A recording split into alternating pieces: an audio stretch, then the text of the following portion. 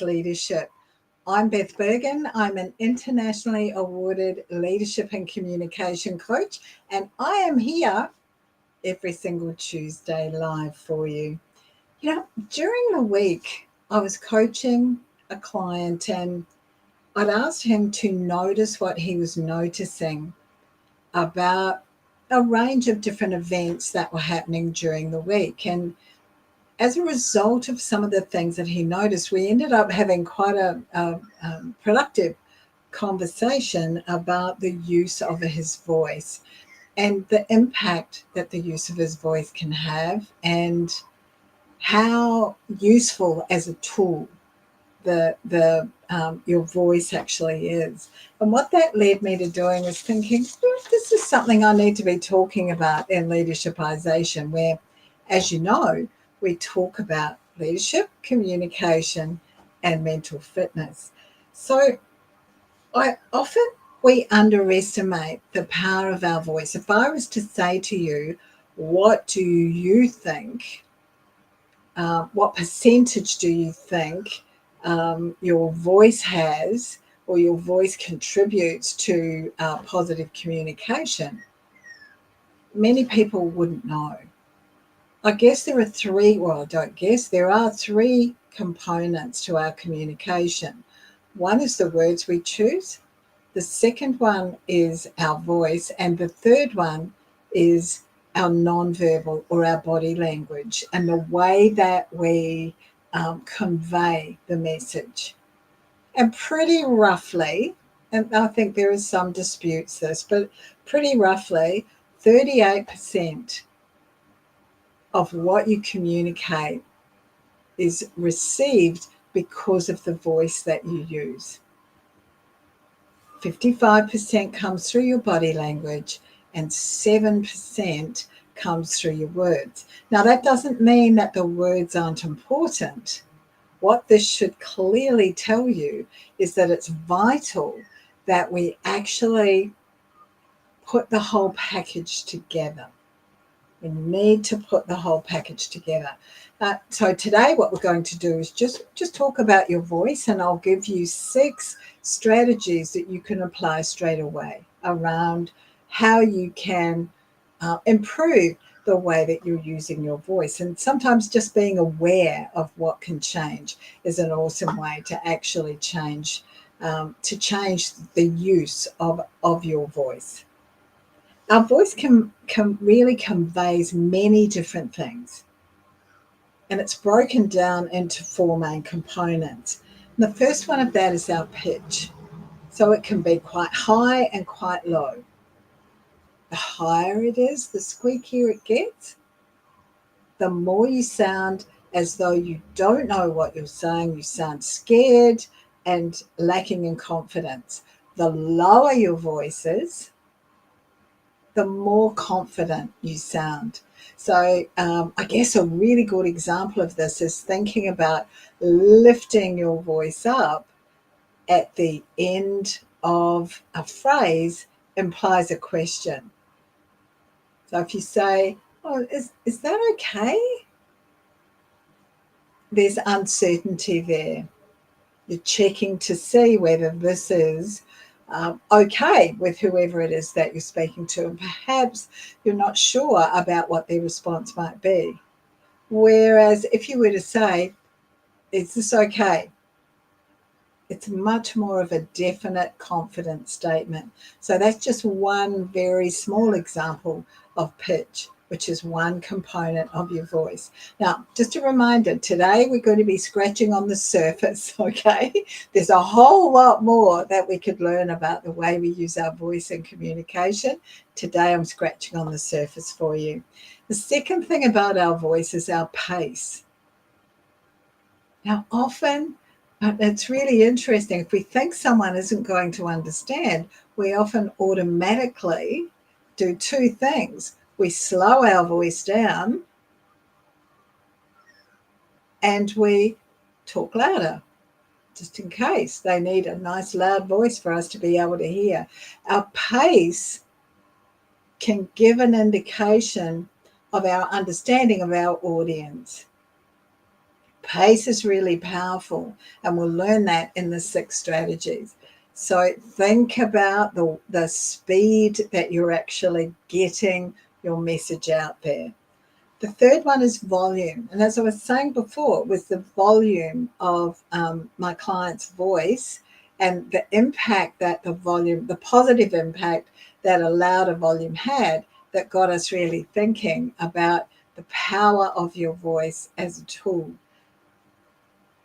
It can be really, really impactful to talk quietly if you're wanting to get everyone's attention and bring it to a particular point. But it can be just as useful to talk loudly so that you gather the whole room in and you share the emotion of what it is that you want to say to them.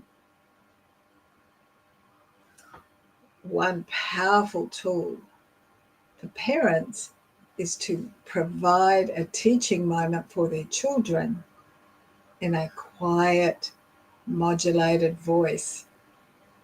Not yelling, not angry, just quietly, disciplined, direct. Very powerful tool. The fourth component of your voice is your timbre, and this is where all of that emotion comes into the voice. We don't want our voice to just be monotone. The awesome thing about our voice is that it conveys the content, but it also conveys the emotion and the details of the message. On the flip side, it can convey confidence, but also convey uncertainty. It can convey that you're relaxed, but it could also convey your tension. It can also convey your certainty at the same time as our beautiful voice conveys our doubt. So I've got 6 strategies that I'm looking to share with you today. The first one is this: breathe. It's simple. Breathe. We hold our breath to protect ourselves. I was at a stretching class earlier this morning, and I'm supposed to be breathing while I'm stretching, but like this, making sure that I just protect myself. So breathe, because this really aids your volume and your energy. It enables you to pace around your actual breathing. And breathing, just the same as the second strategy, which is think about your posture, breathing releases the tension all up through your neck, through your shoulders, and that frees up the throat area, which means that the words that you want to get out can get out. So, play with those shoulders, roll those shoulders around a bit. But be aware of your posture, because if what you're doing is leaning forward like this, do you hear how that impedes my voice straight away? Like, I'm not doing anything. I'm talking the same volume. It feels the same to me, the same amount of effort as if I'm back here. And yet back here, it sounds so much clearer. It's coming out. So stand or sit up tall with your shoulders back. What we're wanting you to do is to demonstrate a confidence, and in your leadership role, you want to demonstrate that presence. You want to demonstrate all of those intangible things that make you the leader that you are. So practice that. Leaning back, standing back. Think about if you're on Zoom, make sure that you're leaning back and you're focused and paying attention. Look at the camera. The other really important thing to do is to smile. That's part of your posture or the message that you're sending. Make sure that you're smiling.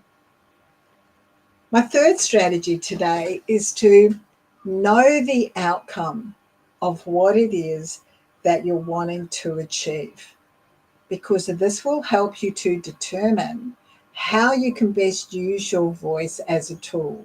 For example, there's been research that demonstrates in sales, you're likely to make more sales if you talk faster with shorter pauses. So it's about keeping the information coming with shorter pauses. It's also important to know what the outcome is so that you can vary that pitch a little bit. You don't want to be monotone in what you're doing. So sometimes you want to be quieter. Sometimes you're going to be a little louder. Sometimes you're going to have a high pitch. Sometimes it's going to be a little bit lower. Thinking about what the message is that you want to get across. Thinking about the circumstances and the situation. By knowing what the outcome is, you can also identify what your mood or what your energy level needs to be. If it's a really serious or somber discussion or occasion, you're not going in with a really high pitch or gorgeous and giggly, because that's not your executive presence. That's not your leadership. Whatever that mood or that emotion is, you want to match your energy and your voice to that. That low, confident, hey, we're getting on with it, we're on top of this, a quieter voice for those somber occasions. It may also be that in order to bring people together, you've got to put some volume in your voice.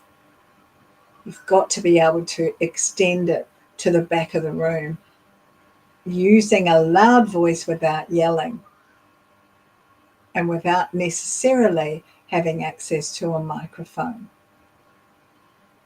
The other reason it's important to know the outcome of your conversation is because the timbre, your pitch, your energy, all of those things are going to match the mood and the emotion. However, you can also influence. If you know that what you're wanting to do as the outcome is to influence the people in the room, then you're going to be able to bring the meaning to your words. You're going to be able to bring the meaning to the use of your voice, and you can use those 4 aspects of your voice to be able to achieve your outcome.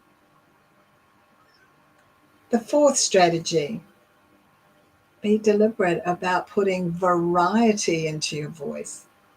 No one wants to listen to same old monotone voice the whole time. Think about when you can convey your intention by using a louder voice or a softer voice. Soft can really highlight the need for people to listen closely. And when you're talking softly, you might lean forward to encourage them to come in. Louder may be simply to get the attention of everyone in the room and to convey your meaning with no doubt. This is my meaning. I'm very frustrated today, and I want you all to understand that. Might be something that you say louder. That doesn't mean that you're allowing the emotion at a high level to come through, but they certainly understand that this is how you're feeling. Loud for short periods of time like that can have an absolute impact. It can be very powerful. Don't overuse it. However, as I said before, loud doesn't necessarily mean angry. Loud doesn't necessarily mean high emotion. You can use that loudness really deliberately to bring variety and to make a point.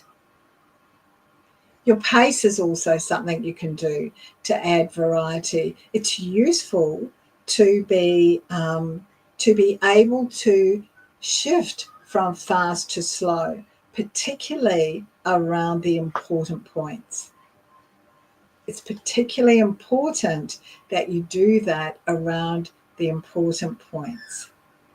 You might want to slow down. You might want to say something like, hey, grab a pen. It's really important. And pause and give people time to do that. Importantly, and I think this is really important, it's about, in that variety, being deliberate about being conversational when that's appropriate, and certainly about being authentic. Make sure that your voice is welcoming. Make sure that you've got that smile that we were talking about. Make sure that you are putting that variety in there. As I said before, that pitch, if it goes up, it's confident. You're demonstrating that you're confident. If it goes, I beg your pardon, if it goes up at the end of a question, the end of a statement, it's showing a lack of confidence. You're raising a question. If it goes down, then you're demonstrating confidence. So all the time be thinking, do I need to lower my pitch a little bit here? You know, when you think about radio announcers or people whose voice you really enjoy, listen to that and see how they're deliberate about putting that variety into their language. Barack Obama is an awesome orator. He's a great person to listen to, and you'll hear all of those changes that he actually makes to what he's doing. The fifth strategy is this: emphasize the focus words. Slow down enough to actually emphasize the focus words. And that way you're going to be able to guide the conversation. Now, there's an awesome statement that I'm going to make a number of different ways. It goes like this: if you want to be a leader, empower others. If you want to be a leader, empower others. If you want to be a leader, empower others. So what we see there is that in the first one, the emphasis was on no words. It was just a statement. The second time I said it, the focus was on the two words leader, then I paused, then empower. The third time I said it, if you want to be a leader, pause, empower others. By emphasizing those focus words, you're able to bring the focus of whoever you're talking with to those actual words. And it's the way you structure the sentence, the way you use your voice in that sentence, that's very powerful. The pause is an awesome tool. And that's great. It goes along with the pace. Slow it down, but also sometimes pause. Now, the extra little thing about a pause is that it allows you the ability to stop the talking and do some thinking very quickly. The sixth and final strategy for today is this one. Notice what you're noticing. Notice what you're noticing about your voice and be human. Notice, is there too much emotional here? Am I being a bit over the top? Am I not putting enough emotion in here? Think about, was that persuasive or did it sound a little bit like I was whinging? Was it impactful? Was it memorable? Will people remember the things that I said? particularly if you're making a presentation or in a circumstance where you really want to make an impact. The other thing to be aware of in this notice what you're noticing and being human is that you are human. And it doesn't matter how much AI comes in, you have the human touch. You're the person who brings the humanness to your role as a leader. So make sure that you're matching your voice to your words. Watch out for any negative attitudes or biases coming through in your role as a leader. That's something that you simply can't afford. And make sure that your voice doesn't convey the fact that I'm just going through the motions here. I'm just doing what I have to do. Think about that tone. All the time, be thinking about that tone. And make sure that you adapt your voice, on the phone. Answer the phone with a smile. Many people want to be communicated with directly. They want to know that they're talking to a person and someone who can help them.